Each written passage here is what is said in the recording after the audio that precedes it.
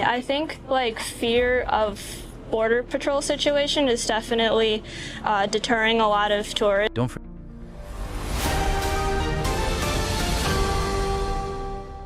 It's not just tourists who've disappeared, so has our revenue. Just weeks into 2025, thousands fewer cars and shoppers are crossing the US-Canada border, and communities from Buffalo to Niagara are feeling the shockwaves. Lost jobs, shrinking sales, and rising costs for families.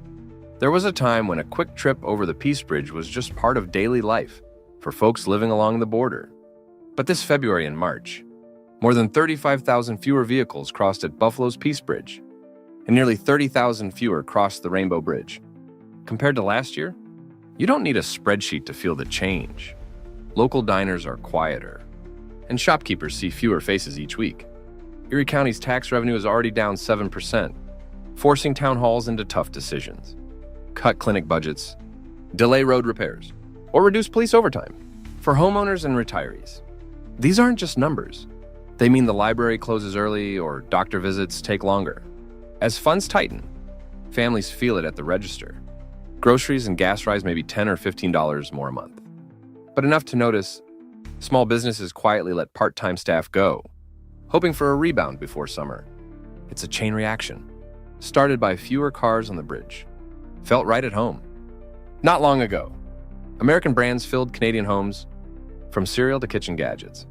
Now, with 78% of Canadians vowing to buy local and 59% avoiding US products, a new attitude is emerging. It's more than patriotism, even Amazon feels it, as 41% consider leaving the platform. For middle-aged Americans with Canadian ties, the effects are clear. Returns from Canada are falling. Savings buy less, and shopping habits must adjust. Back home, this means prices for some American staples are up 3 to 5% as brands try to offset Canadian losses. So expect to pay a few dollars more for things like paper towels or coffee. E-commerce firms could see $20 to $30 million less revenue next quarter. Ultimately, it's not just politics, it's a new kind of squeeze at the store. Remember when border towns buzzed with Canadians? And every fast food spot filled up after hockey games or shopping sprees. This year, it's quieter McDonald's, Wendy's, and Burger King say they've lost hundreds of millions, mostly from Canadians staying home. For middle-aged managers and franchise owners, empty dining rooms mean tough choices. Many are cutting shifts. Some staff lose hours entirely. Families depending on those paychecks now face new worries. Staffing costs are down 10 to 15%, so each location might cut 3 to 5 jobs just to survive. Losing work at a burger joint isn't headline news. But for those in their 40s and 50s balancing bills and tuition, it's a serious hit. The golden arches remain, but business is far from booming. Canadians have long visited the US for concerts, holidays, and shopping, but this February, travel plunged. Air arrivals fell 13%. Land visits dropped 23%. The impact? Roughly $2 billion lost revenue and 14,000 jobs, mainly in hotels, restaurants, theaters, and campus roles. For tourism workers, it's more than a quarterly figure. It can mean making or missing the mortgage. Businesses report monthly losses of $150 to $200 and are cutting 10 to 15, mostly part-time or seasonal jobs. For families relying on those paychecks, the downturn hits home, showing that when Canadians stay away, U.S. Main Streets feel it, too. We're selling it for like 40% more just because it's cost so much to get, right? And there's less in stock because people aren't buying this. Imagine you're running a small auto body shop. Overnight, steel costs shoot up 6 to 9%. Parts orders stall, and workers are sent home early. Sounds absurd, right? But that's exactly what's happening in Detroit, where Canada's silent strike on procurement rules is rippling through U.S. automotive supply chains. A Michigan small business owner opens his shop, only to find this week's steel delivery is delayed again. He's heard friends in nearby towns having similar trouble. Why are steel shelves suddenly empty? And why do prices keep rising? Recently, the U.S. placed a 50% tariff on imported steel and aluminum from Canada. Using Section 232, Canada chose not to fight back with tariffs, but instead quietly changed government buying rules and increased environmental requirements, making it harder for U.S. buyers to get Canadian steel. This has left truckers, warehouse workers, And steel plant crews in cities like Detroit with less to do, some are called in for fewer shifts. Others watch overtime hours disappear as prices inch upward. Families start to worry if everyday costs will soon follow. For those who rely on steady pay, this uncertainty makes planning for monthly bills more challenging, and conversations at dinner tables start to shift toward cost cutting. If this pattern stays over the next 2 months, an estimated 1,500 steelworkers and drivers in the Midwest may face reduced hours or temporary layoffs as factories scramble for supplies. Even small changes in work schedules can quickly add up, putting extra pressure on households and local businesses that depend on these industries to keep moving. Chaos. The summer brings an uneasy quiet to assembly plants, where once machines ran day and night. Now some lines sit idle waiting for steel shipments that do not arrive on schedule. Ford reports a jump of $2.5 billion in added costs just since the start of the year, driven by shortages and delays. Steel and aluminum prices have risen between 6 and 9% in the last few weeks, eating into company profits and slowing production across Michigan. Factory managers are forced to cut back shifts, while some suppliers consider temporary closures to wait out the shortage. For households depending on those jobs, a single missed paycheck can mean tough choices about groceries, medical bills, or summer repairs. If shortages continue for another month, buyers could see the sticker price for new vehicles go up by as much as $400 before fall. The North. Canada is investing $1 billion Canadian dollars to upgrade its steel industry, focusing on electric arc furnaces and stricter environmental standards. The plan is to make steel cleaner and more attractive for markets like the EU. This push for green steel means Canadian exports could soon find new customers abroad, while U.S. producers may face more competition, especially as electric vehicle makers and large infrastructure projects demand lower carbon footprints. For now, U.S. buyers needing green certified steel may have fewer choices and higher costs. In the next 2 months, the price of certified green steel for U.S. construction or auto projects could climb by $45 per ton, adding pressure to project budgets and renovation plans. Well, one gets up in the morning and you get up with fear because many of us can leave our house and we probably won't come back. Changing course for the American food supply. Your local supermarket's bread shelf is suddenly stacked with loaves from Canada and cans of corn stamped product of Brazil. Sounds strange, but that's exactly what's happening across America's heartland. As U.S. farms slow down and shoppers face higher prices and fewer choices. Peon. Empty fields in Nebraska. There was a time when bread was a simple comfort, a warm loaf at dinner, a staple for busy mornings or late snacks. But this year in Nebraska, wheat fields are increasingly left empty, with wheat prices at a 5-year low of $5 per bushel and exports down $350 million this quarter. Unsold U.S. wheat is piling up. Even Canadian supermarkets now avoid product of U.S., leaving shelves short on basics like bread. For middle-aged families and retirees, each grocery trip brings new worries. Fewer choices, less freshness, and the uneasy sense that bread is slipping out of reach. As more land lies unused, supplies shrink. The facts are stark.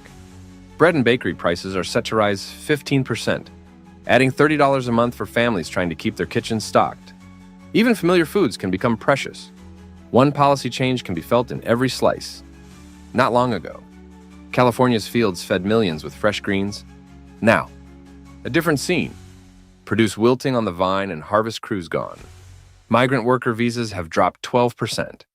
Logistics costs are up 18%. And crops are left to rot. Texas floods and disaster response budget cuts make things worse. For retirees and families, finding vegetables can mean a 30-mile drive for lettuce or tomatoes. Each mile and dollar adds to the frustration. Soon, local produce prices may jump 20%, raising a typical family's weekly grocery bill by $25. That crisp salad now costs more and feels bittersweet, knowing how much is wasted. When American farms slow down, shockwaves ripple through the food chain. Processing plants and storage sites from Idaho to Kansas now run at half speed, and thousands of logistics and packaging workers are losing shifts. At the center is milk, a staple for families each morning. Small diners and markets, pressured by rising costs. Pass increases to customers. Bread and dairy prices have jumped 15%, costing households about $30 more monthly just for milk.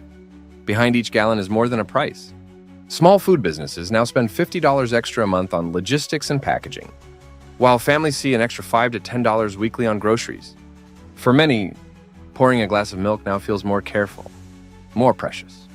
Walk down a supermarket aisle in the Midwest these days and you might spot a quiet change. Canned corn from Brazil, filling in where American brands once stood. As Canada steps up agricultural exports, more than 1,500 containers of U.S. corn and soy have been rejected overseas this year, while Canadian funds are buying up tens of thousands of acres of U.S. farmland. For American families, especially those in their 40s and 50s, this is more than just a label change. The cost of staple foods, like canned corn, is now edging higher. Experts estimate an extra $50 a year just for basics. Not yet, the price isn't the only thing on their minds. There's a growing sense that the story behind their food is shifting, and that the future of the American harvest is suddenly less certain than ever before. The other problem is that the United States is starting to export less agricultural commodities, and that is a lot in part due to Mr. Trump's trade policies. You spend months nurturing your crops, only to wake up one morning and realize your entire harvest suddenly has nowhere to go. Sounds ridiculous, but that's exactly what's happening across the American Midwest. As China unexpectedly cancels billions of dollars worth of American soybean orders, setting off a domino effect that threatens U.S. agriculture in the middle of a shifting global trade landscape. There were harvest seasons when Iowa and Illinois soybeans sailed confidently to China, sustaining farm families and small Midwest towns. But this week, everything changed. China abruptly canceled contracts for 2.4 million tons of U.S. soybeans. A $1.1 billion blow. Soybean prices plunged 8.2% overnight. Storage bins are now 13% fuller. With no buyers, I've never seen my harvest just sit here with no idea what comes next, says a 53-year-old Iowa farmer. The region faces $470 million in lost revenue, impacting not just big farms, but also groceries, tuition, and savings for thousands of families. If the situation continues, average income for Midwest soybean households could drop another $1,200 to $1,800 this year, and about 4,500 seasonal jobs may vanish before the next harvest. The question lingers: who will buy the beans that have fed this land for generations?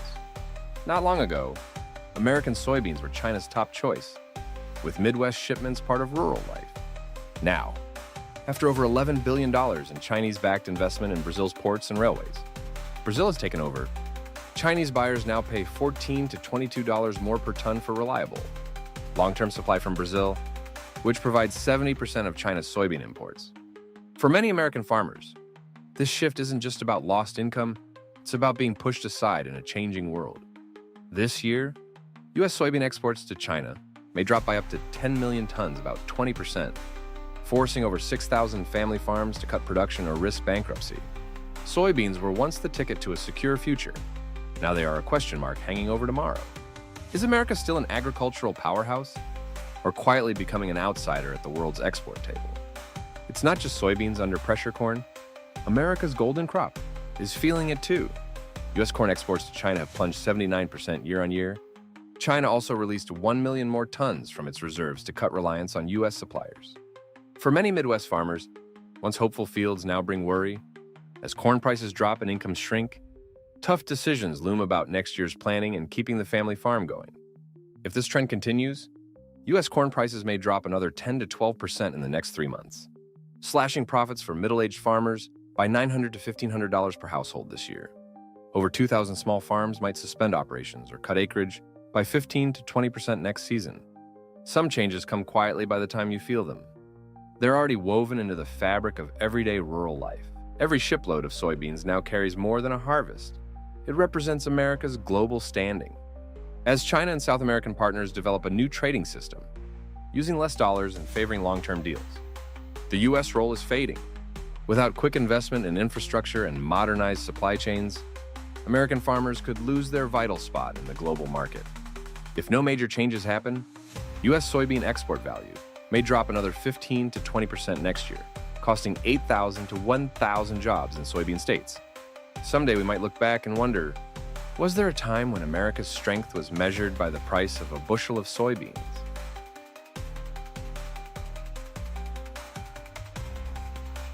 there is still a long way to go to make up for the lost revenue that isn't going to the United States. And obviously some of that is also going internally in Canada, but it doesn't compare to the trading partner that we did have that no longer exists in that same sort of reliable sense.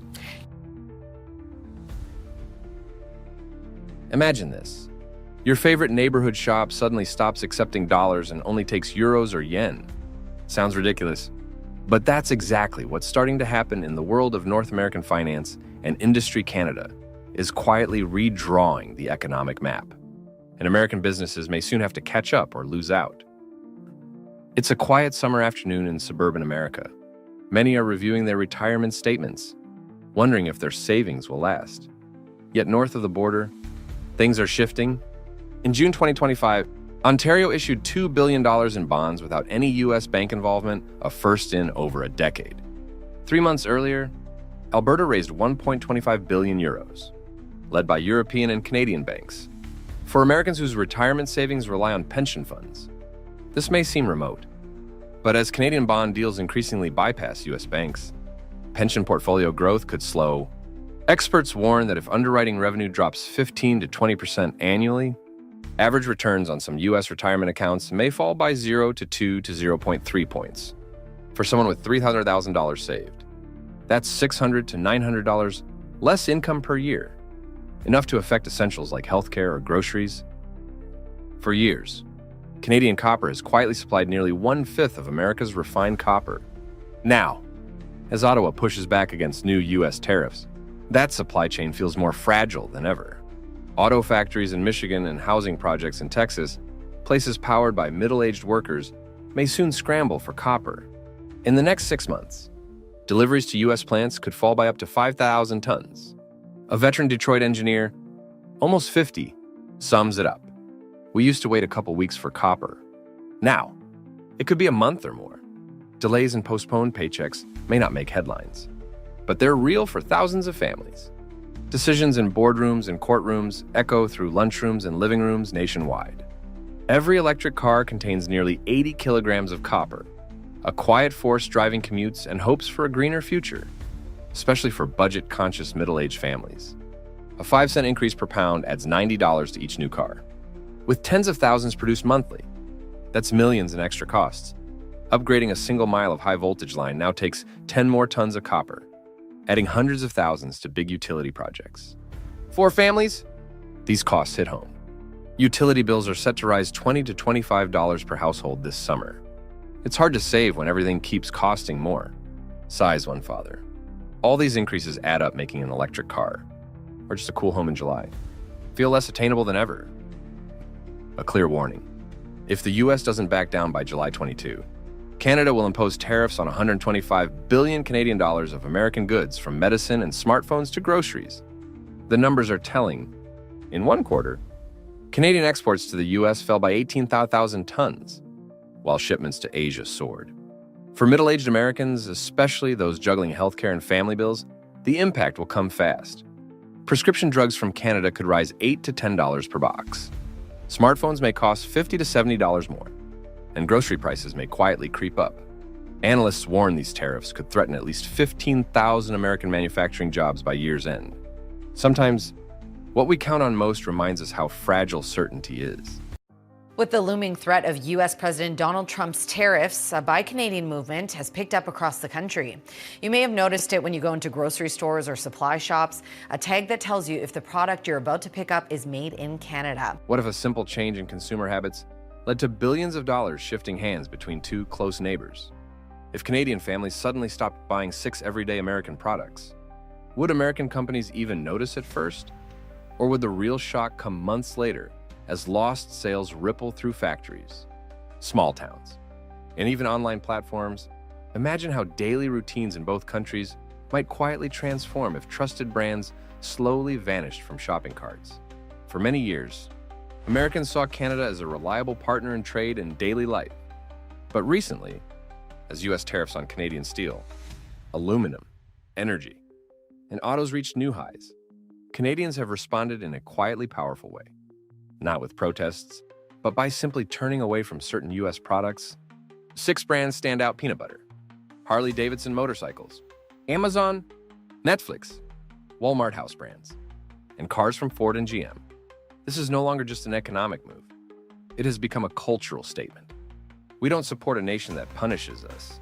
This shift began in the spring of 2025, and by summer, the effect was visible in store aisles across Ontario and British Columbia. For American workers, especially those in manufacturing and retail, each unsold jar or canceled order represents a lost hour of work. If the boycott continues, annual losses for you side. Companies could exceed $2 billion USD, putting pressure on jobs from the factory floor to logistics and marketing teams. Peanut butter, once a pantry staple, tells a striking story. Sales of Jif and Skippy, two iconic American brands, dropped 34% in just one quarter across Canada. Supermarkets have quickly replaced them with local alternatives like Kraft Canada and Nuts to You. Even Walmart, the retail giant, has found its U.S. made goods left untouched, as Canadian shoppers favor local products or brands from other countries. The message is clear for American producers and investors. Brand loyalty can vanish quickly when national pride is at stake. The ripple effect extends to farmers supplying peanuts, workers in packaging plants, and truck drivers moving goods north. If this trend continues, the U.S. peanut industry alone could see export revenues shrink by up to 150 million USD per year. Amazon's Canadian operation took a direct hit.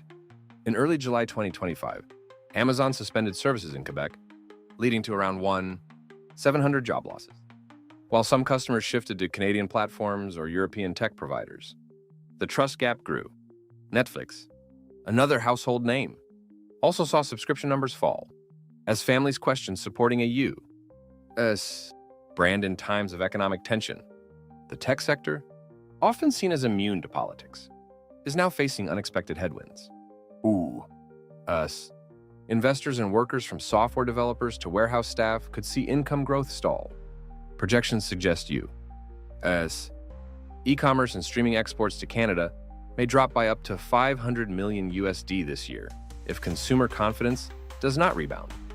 Perhaps the most visible shift is in the auto market.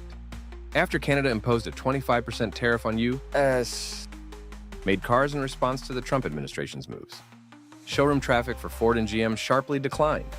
Online searches for these brands in Canada plummeted, while orders were canceled and lots stood empty. Canadian drivers quickly switched to Korean and Japanese models like Hyundai, Toyota, and Honda. For small-town dealerships in Michigan and Ohio, every unsold car means tighter budgets and fewer jobs. Industry forecasts indicate U.S. auto exports to Canada could fall by over $2 billion USD in 2025, a sobering figure for anyone whose paycheck depends on cross-border sales.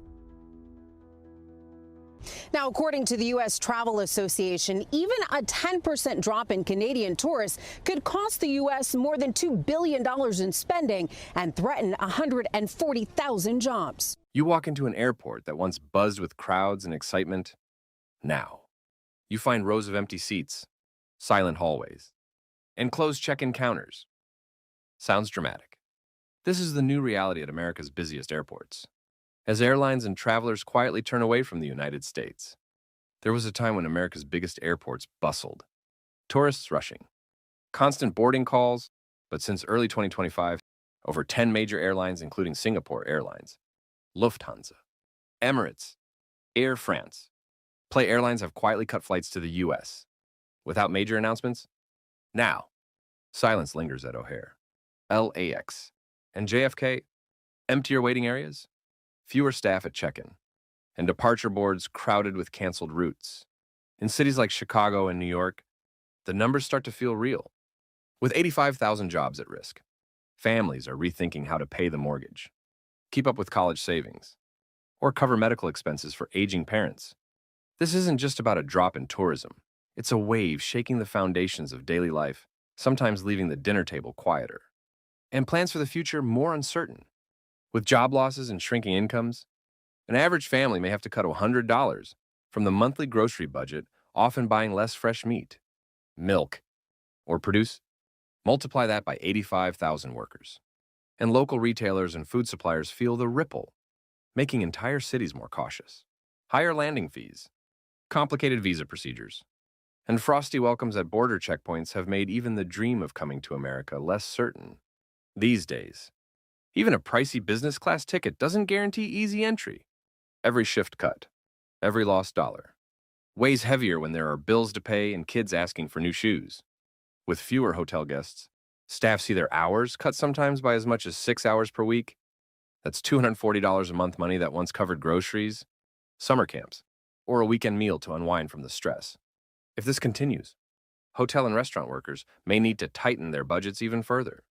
Shopping for fresh meat, fish, and vegetables might shrink by up to 20%. That's $50 to $100 less per month for every family working in these industries. Not long ago, travelers from Scandinavia, Korea, the UK, and France would visit America touring colleges, attending conferences, or seeking a new kind of summer. Now, they're picking Canada or Japan, which seem more open and welcoming. With everyday essentials, sales expected to drop by $60 million this year. Shop owners face tough choices. Cut staff hours, reduce orders, or explain slimmer margins to employees. Shelves aren't empty, but aisles often are, making it hard to plan or invest. As international visitors vanish, local milk sales could drop 15 to 20% from last year. Store owners may lose $1,000 to $2,000 in monthly revenue, affecting fresh product quality and supply, and possibly raising prices if supply chains struggle. In past years, city lights in places like New York or Miami burned bright, thanks to international visitors renting short-term apartments, packing coffee shops, bringing energy to every corner. Now, as British Airways, Lufthansa, and Jetstar all reduce flights, 1.5 million visits simply vanish. Short-term apartment rents in former gateways to America are dropping by an average of $200 per month. For tenants, it sounds like a win, but for landlords who relied on that income to pay debt or cover medical bills, it's nearly $50 million in lost revenue. Quietly, faith in the American dream slips a little more, not just in the eyes of the world, but even for those who once thought they'd finally found stability. With them, and we're going to be doing very severe tariffs if we don't have a deal in 50 days. Tariffs at about 100%. You'd call them secondary tariffs. You know what that means. Ultimatum, concessions, and a brewing crisis. You turn on the TV and hear that the U.S. is preparing to impose a 100% tariff not just on Russia, but on any country still trading with Russia. Then you learn that Washington quietly allowed NVIDIA to resume AI chip shipments to China. Meanwhile, Japanese bonds are plunging, and Toyota prices are expected to rise. Is America now caught between three major pressures, and is each move carrying its own price? President Trump has given Russia a 50-day deadline to reach a peace deal with Ukraine. If that doesn't happen, he says the U.S. will apply a 100% tariff not just on Russian goods, but also on goods from countries that continue to trade with Russia, what are known as secondary tariffs. In addition, Congress is advancing a bipartisan bill that would slap a 500% tax on any service linked to Russia. For everyday Americans, this could stir up real changes in energy and industrial prices. If countries like India or China keep buying Russian oil or gas, and the U.S. starts taxing their exports in response, that could make everything from gasoline to electricity to construction materials more expensive. A 5 to 10% price hike may not sound huge at first, but it could add $10 to $20 to your power bill, or bump up prices on steel-based products you use every day like appliances, tools, or building materials. After months of tight export restrictions, the U.S. has quietly approved NVIDIA to apply for licenses to ship its H20 AI chips to China again. For many in the tech world, this signals that Washington may be reconsidering its stance, partly due to pressure from industry leaders, and partly because China's economic numbers are still strong. In the second quarter, China's GDP grew by 5.2%, and industrial production rose 6.8%, proving that its tech and manufacturing sectors remain robust. This move could benefit American consumers if NVIDIA ramps up chip production for both U.S. and Chinese markets. Unit costs could drop. For example, a high-end graphics card that recently cost $500 might soon be available for $475 to $490. Good news for anyone into gaming, creative work, or small-scale AI tools at home or in business. Japan's 30-year government bond yield has reached a record high of 3.20%, while the 20-year bond now sits at 2.65%. These jumps are signs that Japan's internal financial system is under pressure. At the same time, President Trump plans to impose a 25% tariff on Japanese-made vehicles starting in August, posing a direct threat to major car makers like Toyota, Honda, and Nissan. If you're thinking about buying a new Toyota, brace yourself. That price could climb by $1,000 to $2,000, depending on the model. But that's not all. Many U.S. financial institutions hold Japanese bonds as part of their international portfolios. As bond yields fall and risks rise, lenders may increase borrowing costs, raise insurance premiums, or tighten lending terms. Small changes that could trickle down into mortgage rates, car loans, or even credit card offers.